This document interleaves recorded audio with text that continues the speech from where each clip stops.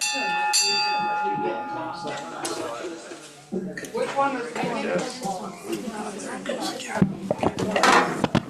we have a board member today?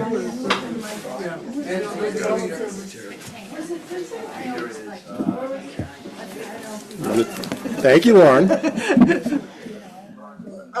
Vincent, were you doing it or the greeting? I can. Okay. We believe in you. Good morning. My name is Lauren Normay. I'm currently serving as trustee of this congregation. All are welcome to join our hybrid worship service of the Fourth Unitarian Universalist congregation of Westchester, where everyone is welcome and everyone belongs. A special welcome to those new to our congregation. We are glad you're joining us this morning. We invite you to stay for coffee hour after the service, and we hope you'll sign our guest book if you haven't already.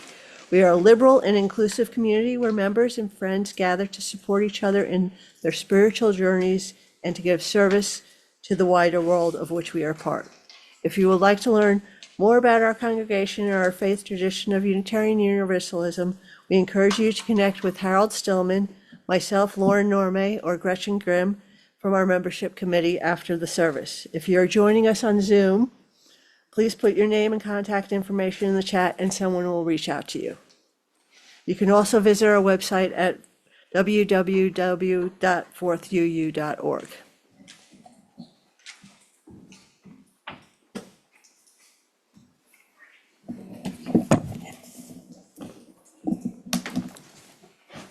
So we have our candle lighting, but I don't have candle lighters. Can I get a couple of volunteers?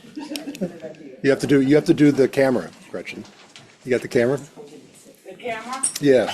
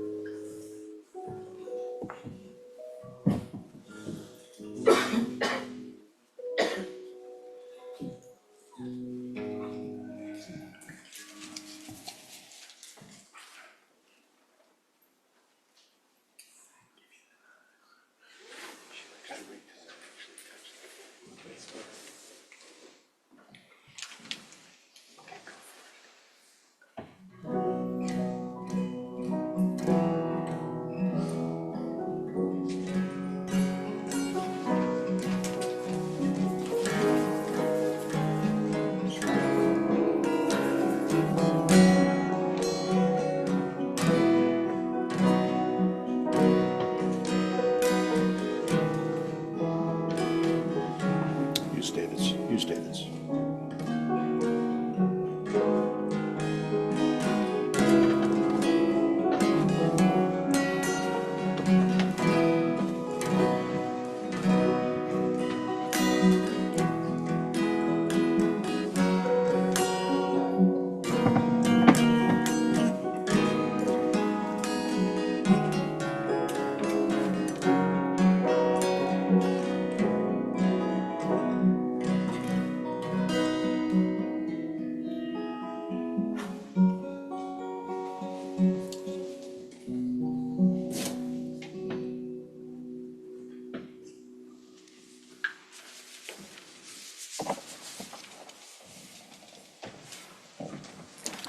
Welcome to a belated Valentine's Day. This is, we dedicated this to Dorothy Bouman. I'll give a quick history on where we are with the love service. So back in 2004, we had Dawn Sangri, who was our part-time minister. She was the first time we had a minister in many, many years after being lay-led. And she brought with her a tradition of a love service that she did, I think in Mount Kisco was what her congregation was. Dorothy was quite impressed by it, touched by it, and she ran with it for 20 years, organizing and asking people who could never say no to Dorothy to stand up here and say something. But it's always been kind of our most touching service, and this is our first year without Dorothy. And so I think going forward, this will be our Dorothy Bouman love service. I thank Elaine for taking a role of Dorothy and arm twisting and getting us our readers, so thank you. So this is for Dorothy. Our call to worship is from Martin Luther King. Power without love is reckless and abusive, and love without power is sentimental and anemic. Power at its best is love implementing the demands of justice. And justice at its best is power correcting everything that stands against love. Martin Luther King. Our gathering hymn is 325, Love Makes a Bridge, in your gray hymnal. We invite you to stand in body or spirit. We've got 5 verses. So if you're not familiar with it, feel free to listen the first verse out and come in whenever you're comfortable.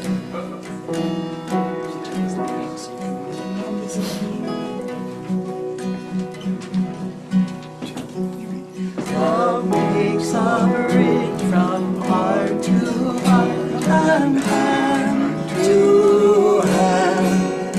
Love finds a way when laws are blind and freedom and love breaks the walls of language, gender, class, and age. Love gives us wings to slip the bars of every cage. Love lifts the hopes that force and fear have beaten down. Love breaks the chains and gives us strength to stand our ground. 2 more verses. Love rings the bell of wanted birth and wedding day. Love breaks the chains that promise more than words can say. Love makes a bridge that winds may shake yet not destroy. Love carries weight through life and death to endless joy.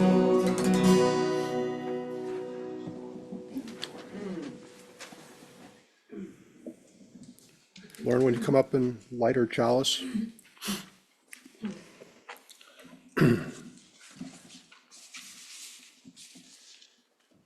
And this reading is from Meg Riley. Each of us, imperfect and vulnerable body spirits that we are, is connected to a vast web of love, which holds us and will not let us go. We are connected through our ancient common ancestor to creative lineages that shaped us. We are connected to the unborn who still shine as stars in the sky. We spin this interdependent web from our very lives as spiders spin fierce silk from their spinnerets. It will not let us go, no matter what we do or don't do.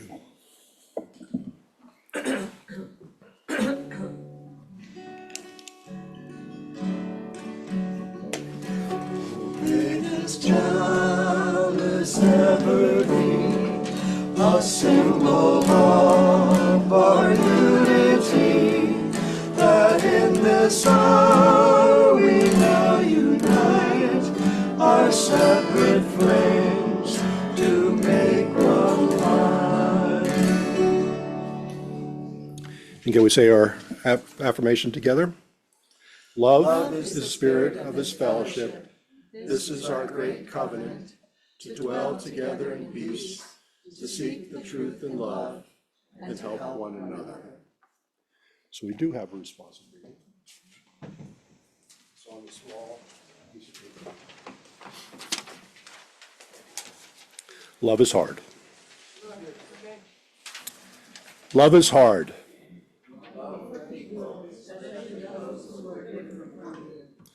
Love that says, I see you as a person.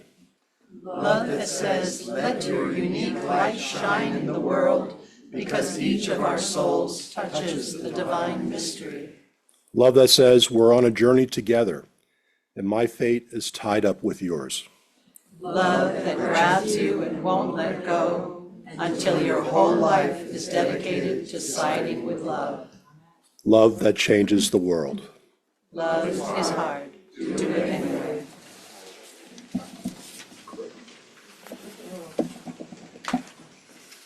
Our next song is going to be a round So we will teach it to you all, and then we will split you up and sing it together.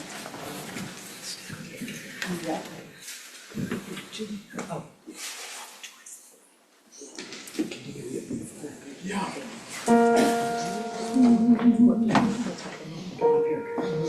what are we going to do? This is not the offertory.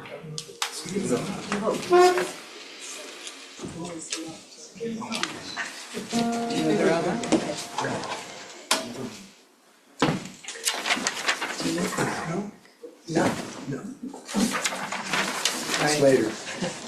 I guess we can do it here, yeah, because we have the microphone here. We love you, we would be in front, but we think you can see us from here. For the offertory. All right, so our first line is going to be, there is love holding me.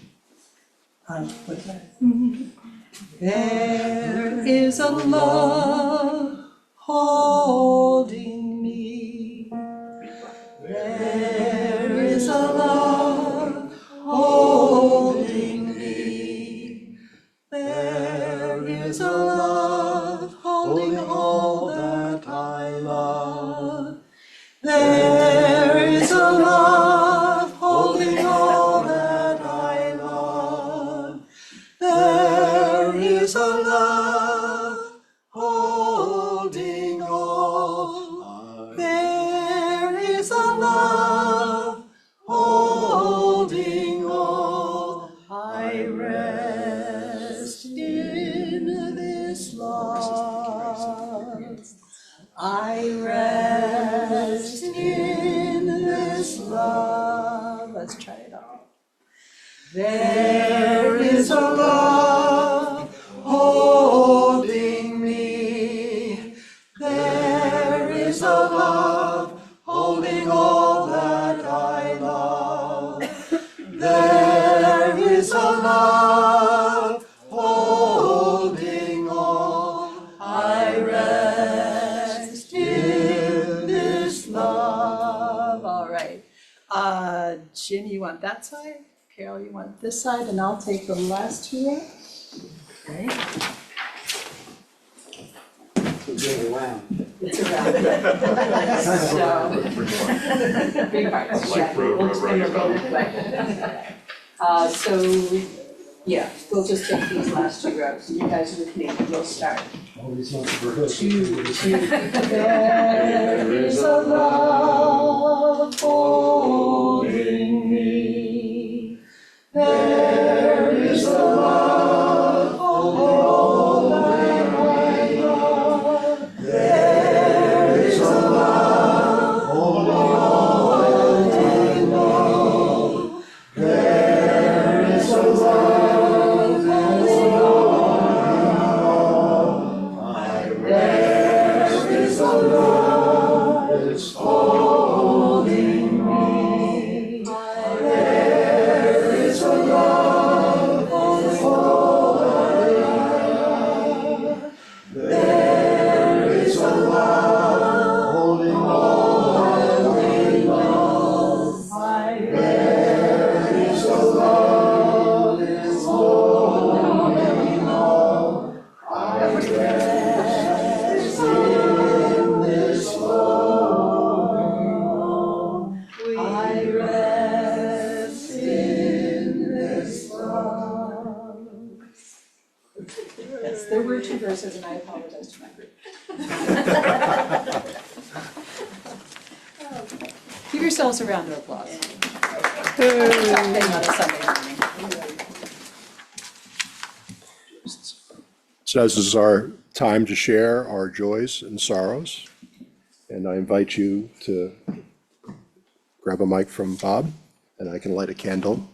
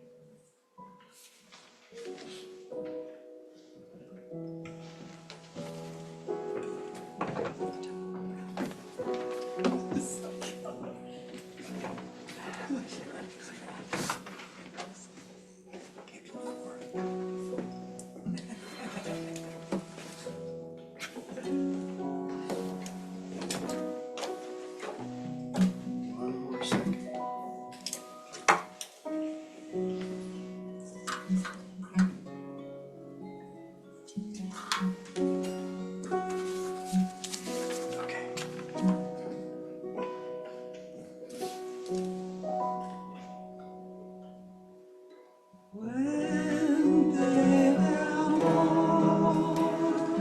Ven hacia mí y al corazón cántale compasión.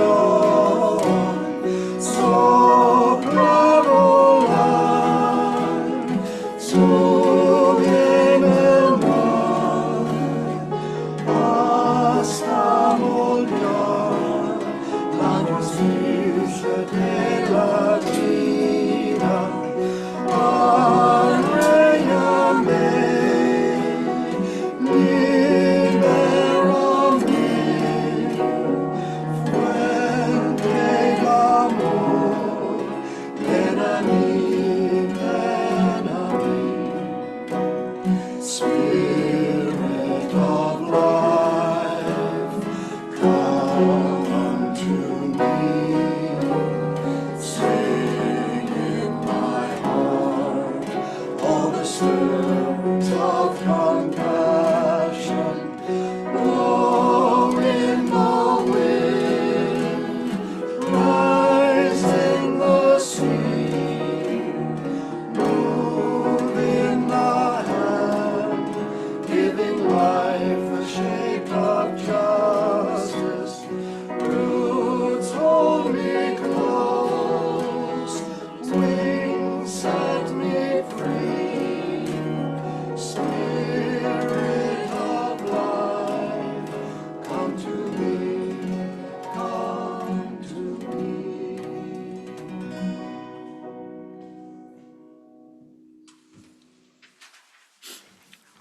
We'll have our offering now.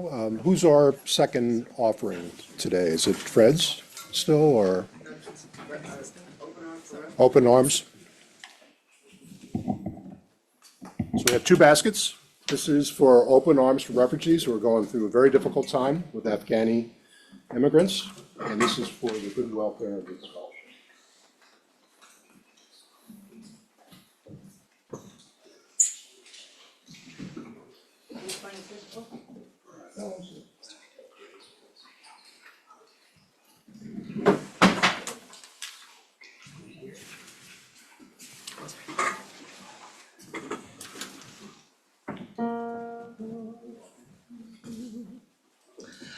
I found love. Didn't even know I needed it. But I found love. Never even crossed my mind. I found love. Had a garden, never weeded it. But I found love. Took an apple just in time. I found love in the fall, and it did not hurt at all. I found sunlight and flowers, Soft summer showers. I can feel my heart touch my Adam's apple. I can feel a feather in my head. There is a Lightness, politeness, fingers tingle, tootsies tap till dawn comes and finds me never in my bed. Love, Didn't even know I needed it. but I found Never even crossed my love. mind. I found love in the spring, and I did not lose a thing. I found love in the fall, and it did not hurt at all. I found sunlight and flowers. Soft summer showers. I can feel my heart touch my Adam's apple. I can feel a feather in my head. There is a Lightness, politeness, fingers tingle, tootsies tap till dawn comes and finds me never in my bed. Love, never weeded it. but I found Took an apple just in love. time. I found love in this world, and my heartstrings just unfurled. I found love in the spring, and I did not lose a thing. I found love in the fall, and it did not hurt at all. I found love in this world, and my heartstrings just unfurled. I found love in the spring, and it did not lose a thing. I found love in the fall, and it did not hurt at all. I found love.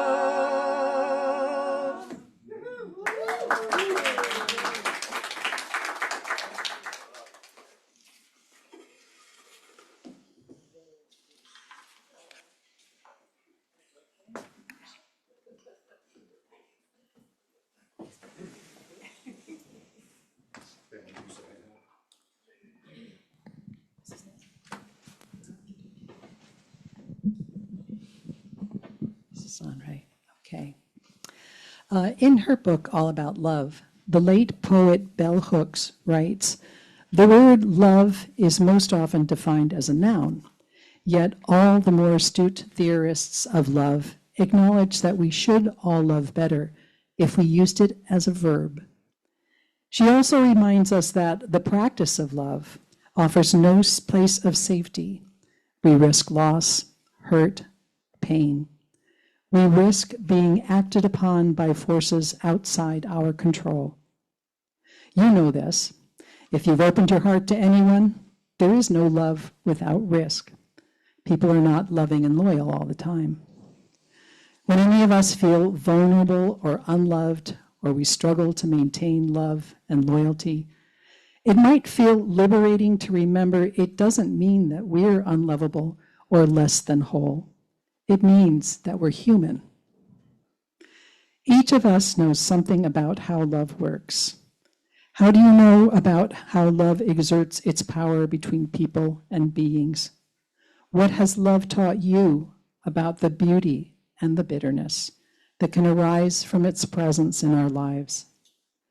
You might be carrying a story within you about love's power or about the pain of how difficult love can be. I invite you into a time of meditation. Adjust your position so you can soften and connect with yourself. Hold both of your hands face up with your eyes closed or open. Imagine that your left hand is holding soft, fragrant flower petals. Run the silky petals through your fingers, offering gratitude for the ways that you've been loved, for the people and beings who love you. Make your heart as soft as the petals. In your right hand, imagine a pile of salt crystals. Feel them bite into your hand and crunch as you squeeze the salt. Allow yourself to mourn the love that's led to pain, whether it was through death or decision. Breathe into that grief or anger and let the salt absorb it. Let us begin.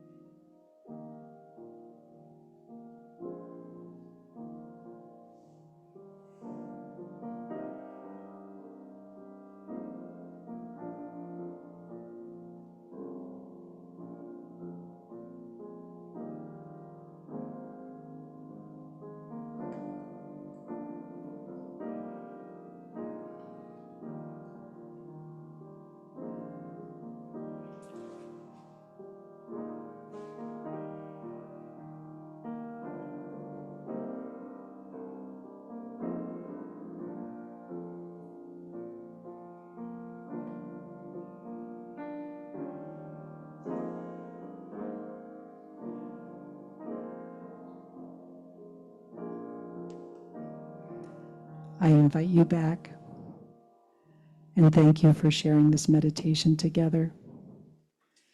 May we bear witness, not just today, but also in the days to come, to the quiet presence of love in our lives. May we give thanks for love's power to connect and enliven us. May we forgive ourselves for risking our hearts to love. May we keep our hearts open despite the wounds we've endured.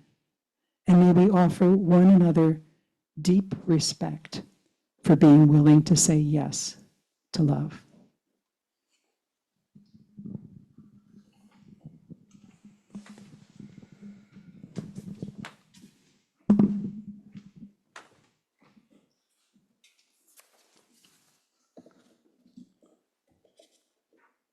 We have 4 speakers today. We're going to start with Milena, and then Patricia Dalen, who's going to be online, Eric Brown, and Patty Copeland. So I invite Milena to come up.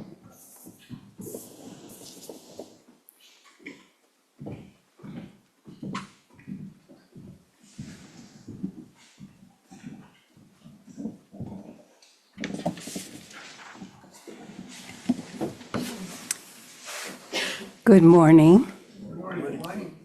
I wanted to talk about my cousin, my first cousin, Sandy, today. Our mothers were sisters. Betty was hers, was older than Evelyn, mine, who was the youngest.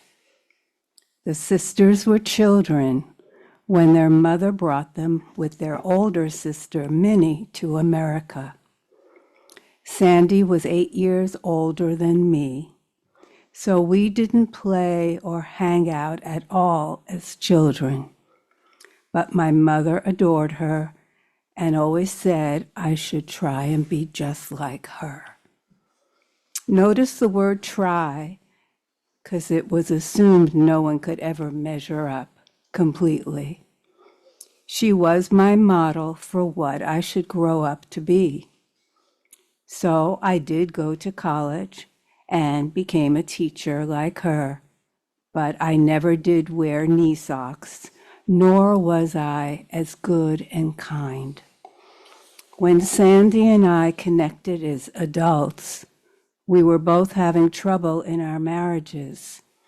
She decided to stay and I left. For the first time, we got to know and appreciate each other and talked day and night during my visit to her home in LA. We shared memories of our Bubby and Zeta and other cousins.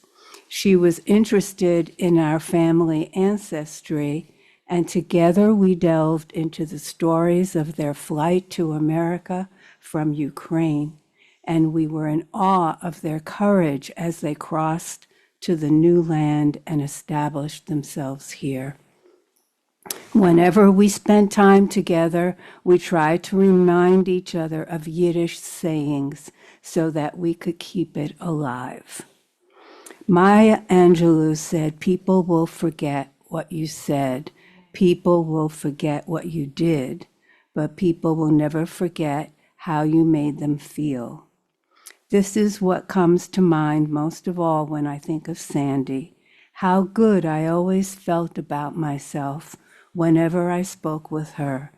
Even in the 5 minutes we would talk on the phone while she was puttering around the kitchen waiting for dinner to cook, while Sandy supported the best in me.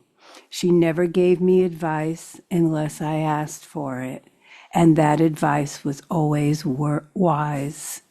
When she was beset by huge health challenges, Sandy still wanted to know how I was doing first. And too often she would have to hang up before she told me how she was. She never complained. When her doctor suggested it was time for hospice, I visited her more often, spending weekends doing whatever she wanted to do. The hospice workers started calling and delivering beds and oxygen. One day I heard her on the phone yelling at a nurse saying, "I can't make appointments with you. I'm too busy. I have a life to live." During the months before her passing, Sandy wore a gold necklace that said, "I choose joy." And she did. Sandy loved life, and she loved her life and all the people in it. The Baal Shem Tov said, "From every human being there arises a light," and Sandy's light shone and rippled out upon me, my children, my grandchildren, and us all. She made us feel special and valued and loved. So if her light continues to inspire me to be more like her, gracious, forgiving, and loving, then I am most fortunate. I am blessed by her loving spirit, and her voice lives on in me. She is my hero. And I wrote a poem the weekend that she was passing. I never knew if she saw it. It's called Crossings. Do you think our mothers as children held each other tight in comforting warmth, sister to sister, heart to heart, arms and legs entwined, as the great ship's engines throbbed while crossing the ocean to another land? Do you think our grandparents spoke in whispers, sibilant Yiddish sounds, full of sorrow, fear, and hope, wondering what was to become of them when they reached the other side? Do you think we, you and I, were meant to hold each other strong as adults, to remind each other of our ancestral pain and stories of courage, and to value how far we have come? Do you think, my dear sister of the heart, that we will find each other in heaven, our souls gleaming like the sun, beating out a familiar rhythm, happy to cross yet another ocean together?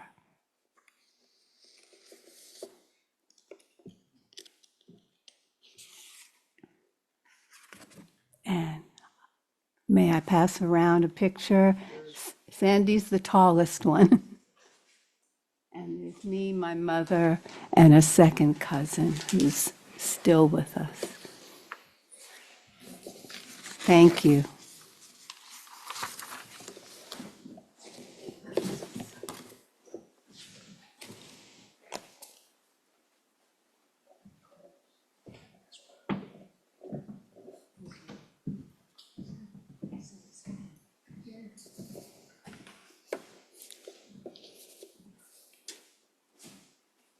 So Patricia Dallin? Yeah.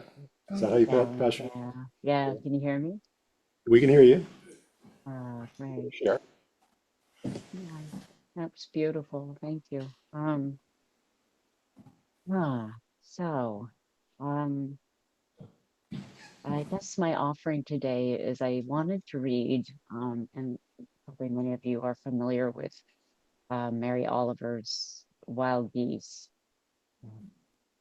Um, as a therapist, I see in my clients, and I do this too. I turn love into something I have to earn. Um, I have to get right. I have to prove somehow that I deserve it. And I see that in my clients. And I guess that, for me, the poem, it feels like a love letter from the world, sort of interrupting that. It's a call back to belonging and back into life, and reminding us that we're not outside of that. And that's what speaks to me. Love has always felt like belonging and connection and union. And yeah, so Wild Geese by Mary Oliver. You do not have to be good. You do not have to walk on your knees for 100 miles through the desert repenting. You have to let the soft animal of your body love what it loves. Tell me about despair, yours, and I will tell you mine. Meanwhile, the world goes on. Meanwhile, the sun and the clear pebbles of the rain are moving across the landscapes, over the prairies and the deep trees, the mountains and the river. Meanwhile, the wild geese, high in the clean blue air, are heading home again. Whoever you are, no matter how lonely, the world offers itself to your imagination, calling you like a wild geese, harsh and exciting, over and over, announcing your place in the family of things.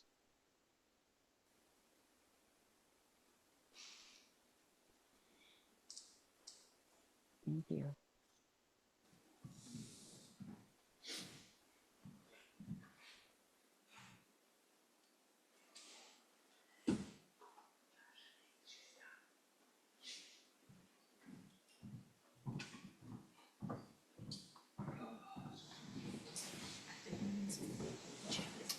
Thank you, Patricia.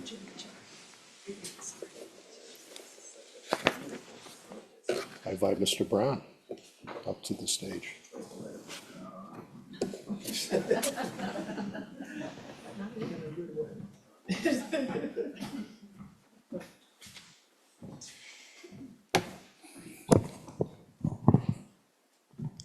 Good morning, everybody. The first thing I think should probably talk about Dorothy and arm twisting. I'm thankful for that. I guess I love her for that, I suppose. And that, yeah, Josh and Reverend Lane have carried on that tradition of gentle and loving arm twisting. And Josh sits in the back and says, is there anybody who wants to do a reading? You really want to be the person who says, I don't have any love to give.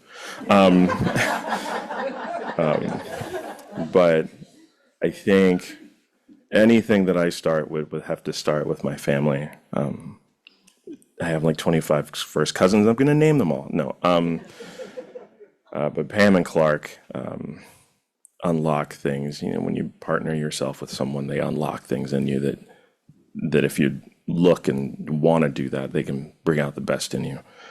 So I'll thank Pam and Clark for that. Brings me immense joy because I know that Clark, upon hearing his name, will be really embarrassed, and his name will come up a couple of times today.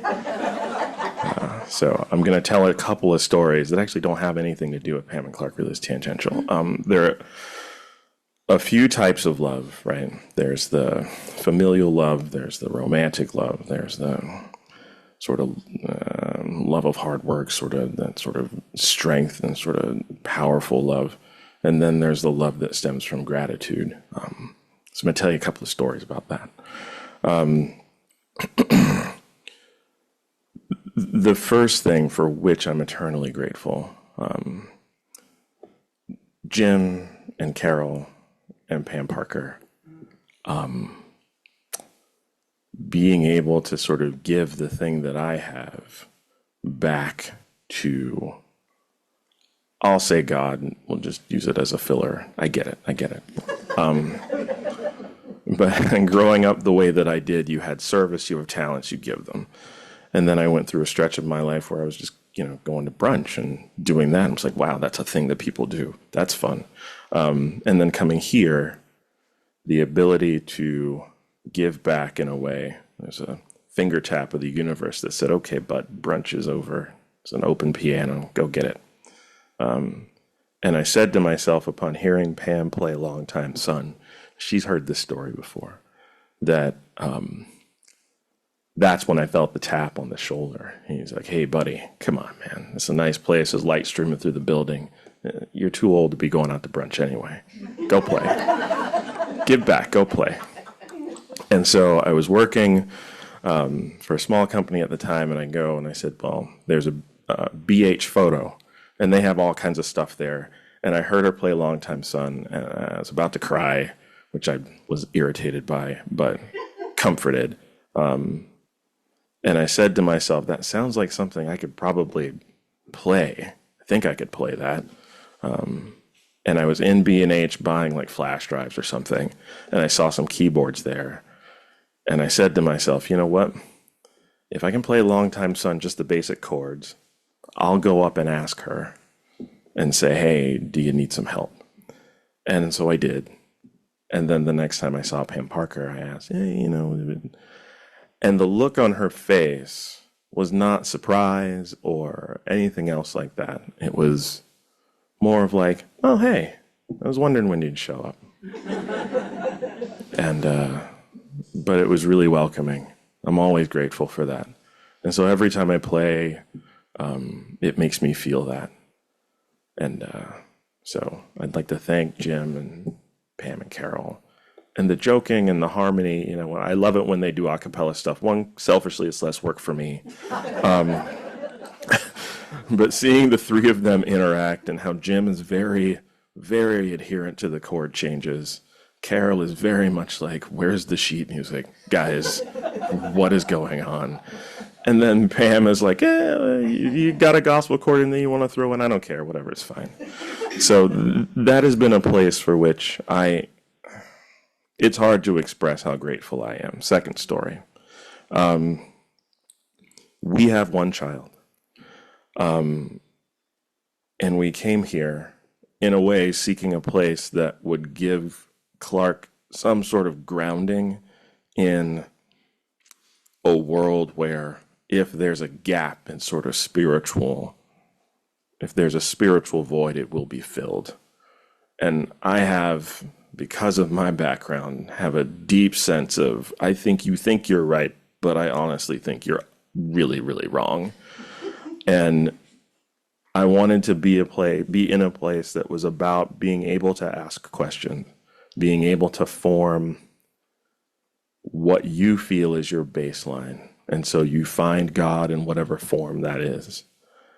And we found that here. And Clark has been, I mean, you haven't seen him for a while because he's trying to be as good at soccer as he can be. And, but he was the only kid for a while, or one of three or one of four. And I know that this place was very dedicated to its RE program.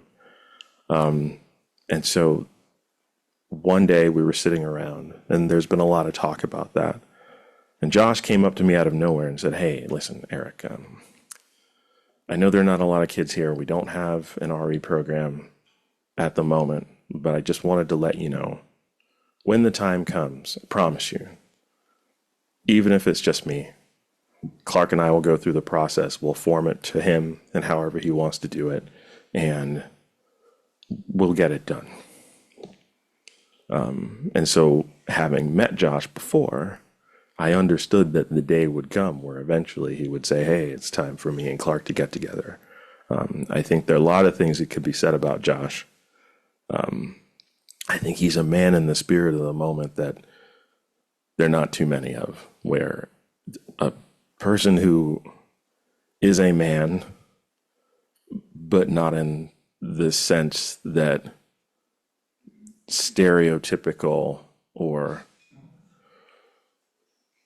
who can stand on his 2 feet and do things and say, this is who I am, but I accept you for who you are. I know that we talk about people like Mr. Rogers, and it's sort of quirky and cheesy, but to me, that's not true. I mean, there are men in my life. I'm trying to be one of those who can stand on what kids call stand on business and move through the world and help other people in that way. And so Josh put together, Alan helped, and Pam Parker helped. And to know that Josh was willing to step and hold Clark in that way was just yet another example of the kind of way that Josh holds the congregation and holds us all together. And I think that expression is an example that when you see how people act in the world and how they give of themselves, even through the challenges that they're going through, that it's as gentle and arm twisting as you could get to say, this is the way I'm going to live my life, because this is the way that I'm going to be better and help other people be better. And so that example is something that I'm truly grateful for. And so those are two things that, in the spirit of love as it's expressed in gratitude, that I wanted to share. Thanks.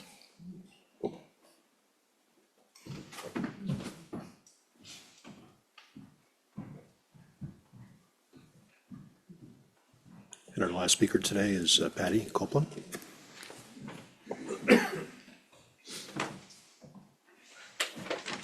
My arm was twisted. Where is she? Good morning. My name is Patty, and reading from a poem called Love Not Hate, and it's written by Jennifer Healy. This is love. This love is what you need. It can drown you. It can cleanse you. It is deep enough to save you. It can break you. It can make you. It is strong enough to recreate you. It can wipe away your sorrow. It can give you tears to borrow. It is going to follow you. It can guide you. It can define you. It must become alive in you. This bitterness can make you cold, or it can make you bold. It can steal your sweetness, or it can soften the way you exist. In its presence, you will win or you will learn. You will choose to burn, or you can decide to love away sin. This bitterness is nothing until you made it something. You can become the bitterness and live in hell. You can find a new way to be at ease in your own shell. You can hate or you can love. You can drown in sorrow. You can roll over and look at what's above. This bitterness is just what you decide it must be. Reach up to the ceiling or down in the dirt. Forgive for healing. Give away the love that would melt away all the hurt. See the hope on the wings of the bird that still sings. Hear the song of the wind that still whispers as a friend. Feel the comfort in each other, in your sister and your brother, who would stand by your side in hell or high tide. This bitterness cannot stay where hate has no place. The bitterness you see cannot survive a loving view. The bitterness you hear cannot make it through the voice of compassion. The bitterness you feel cannot live long in your heart when forgiveness takes action. The bitterness of this world is not a part of your soul, and your soul knows the truth that the bitterness doesn't know, and the truth is that loving each other is the only way home. There is nothing to take, there is nothing to lend, and only a grateful heart can make that true. There is no enemy, there is no friend, and only forgiveness can make that happen. Only love, not hate, can make this world a better place. Thank you.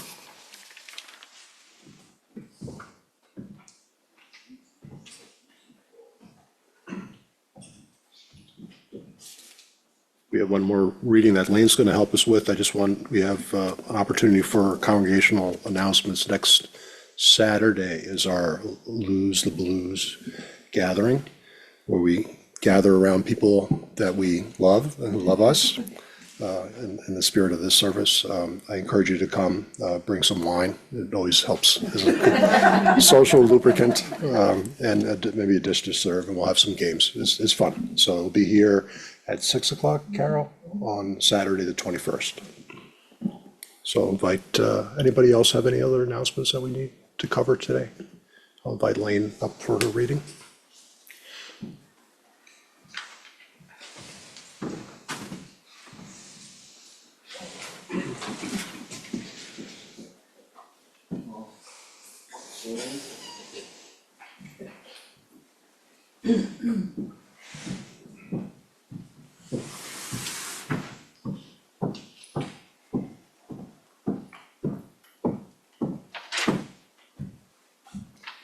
Good morning.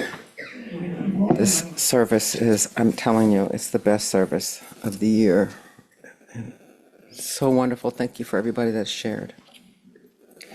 So this reading, How Unitarian Universalism Beats Authoritarianism, is written by Malia Hausneck, who is a ministerial intern at Unitarian Universalist Church of Minnetonka. She attends the United Theological Seminary of the Twin Cities in Minneapolis, Minnesota, and she is an environmental activist. And I believe that we heard from her. She's one of the winners of the environmental, sermon contest for the environmental movement, and she is a trustee with UUSJ. How Unitarian Universalism Beats Authoritarianism. This reading is an excerpt from a February 2nd article on the UU's for Social Justice website titled Report from Minneapolis, How Unitarian Universalism Beats Authoritarianism by Malaya Hausneck. The story of Minneapolis has been beautifully documented in thousands of images, stories, and articles, is not one of fear or despair, but of fierce love, tenacity, and bravery. And despite our relatively small numbers, Unitarian Universalists have been appearing in these stories over and over again. It is not a coincidence.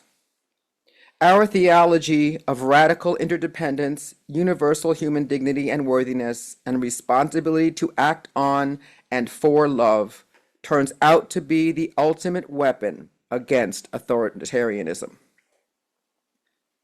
In his 1960 article, Pilgrimage to Nonviolence, Reverend Dr. Martin Luther King Jr. spoke of love as the central principle at the heart of nonviolent resistance. In speaking of love at this point, we are not referring to some sentimental or affectionate emotion. We speak of a love that is expressed in the Greek word agape.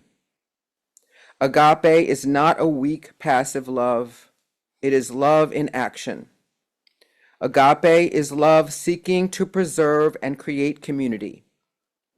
It is insistence on community even when one seeks to break it.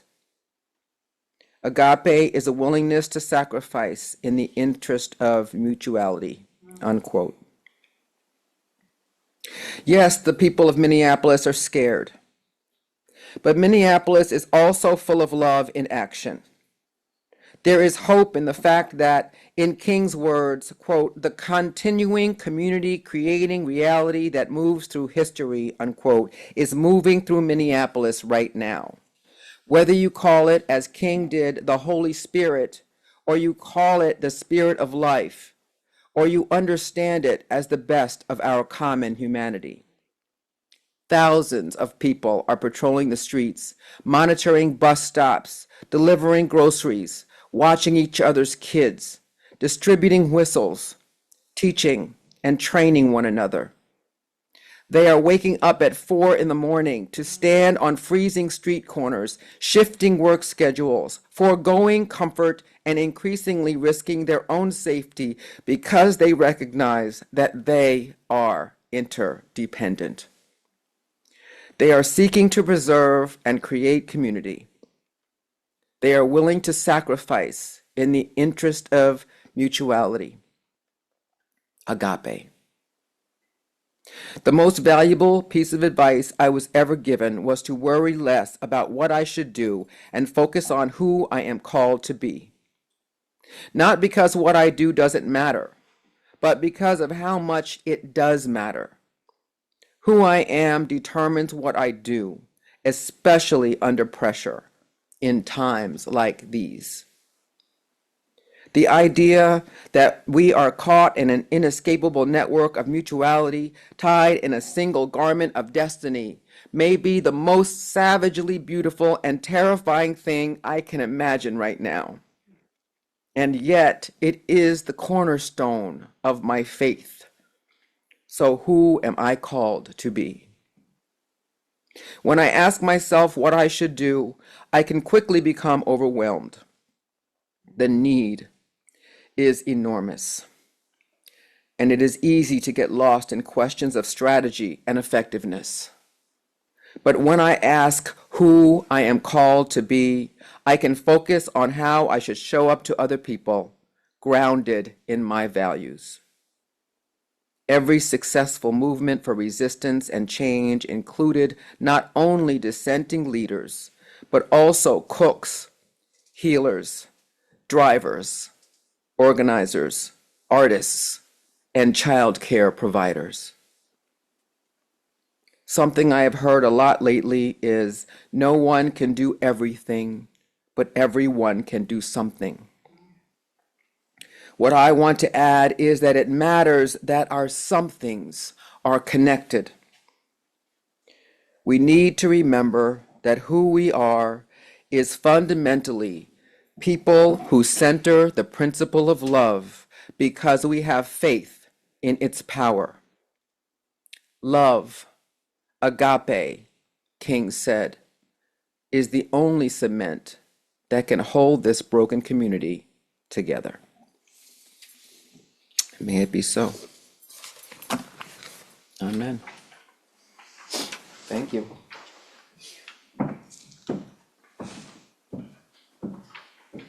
Our final hymn today piggybacks on Lane's reading. In Minneapolis, there has been a group, Singing Resistance, that has been teaching songs, chants, to the people that are appearing on the street. And if you haven't seen one of the videos, please go look them up. They are the most moving thing to see a rotunda of a state building with a chant that we are one, basically. So I'd like to close with, we'd like to close with one of those chants, and it's quite easy. And does anybody remember what our first note was going to be? A flat, A flat, A flat? or E flat? A flat. We don't want to go too high or too low. We got men and women. No, that's what I wrote down.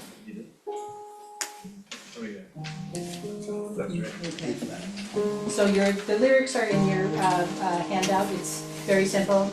Hold on, my dear one, here comes the dawn. Here, my dear one. So it's, what's that first? Okay. Hold on, hold on. Play this high. I don't think You sing an octave lower, change it.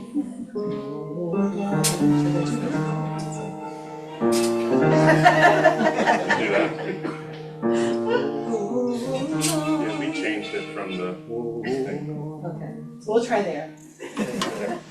Hold on. One more time. Hold on. Hold on. Hold on. My dear ones, here comes the sun. My dear ones, here comes the dawn. Hold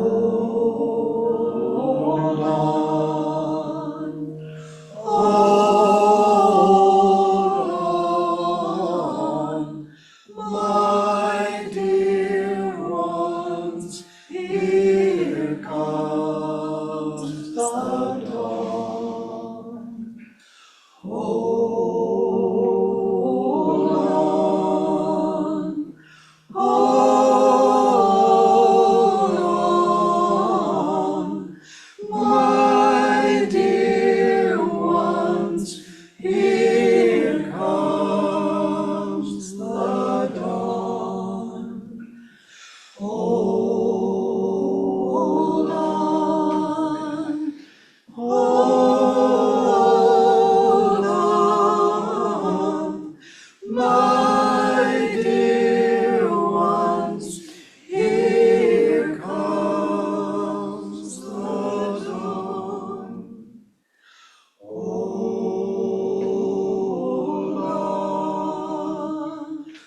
Hold on, hold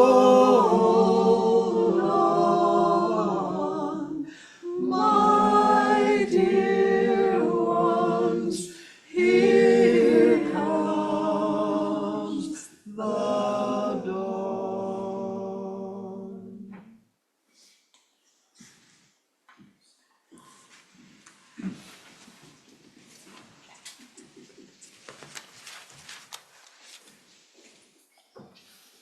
You're hearing that on the streets of Minneapolis. It's very haunting, very haunting.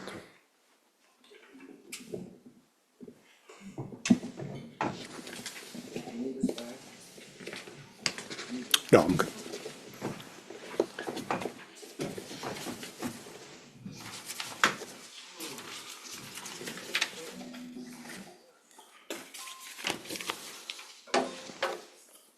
The spoken benediction is from Reverend Ebert Brown. Ebert Brown. Egbert Brown.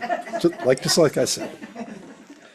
He's a Unitarian minister, Reverend Egbert Brown, who lived from 1875 to 1956, founded the Harlem Unitarian Church in 1920, and served it until his death in 1956. He was born and raised in Jamaica. He worked as an accountant until, following a midlife crisis, he felt called to the Unitarian ministry. In 1912, after 2 years of preparation at Meadville Theological School in the United States, he was ordained, the first person of African descent to become a Unitarian minister. His church included Black Marxists, socialists, prominent in the Harlem Renaissance. The church was only grudgingly recognized by the Unitarian National Office, which gave it virtually no financial support. It's horrible. The words of Reverend Brown. As we face a troubled and puzzled world, we too are troubled and puzzled. Our fond dreams remain unrealized, and our bright hopes of yesterday wither in the bitter disappointments of today. Our courage fails, our spirits droop, our faith trembles, and frustrated, we bow our heads in despair. As we pray for peace in our time, O God, may we be at peace with the world, with ourselves, and with Thee. May we know that without love, there will never be peace. Teach us, therefore, to love.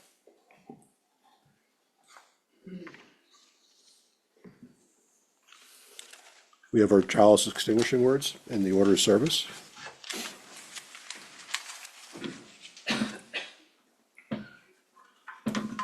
Extinguish this flame, but not the light of love, fellowship, and truth. May we hold it in our hearts until we gather again.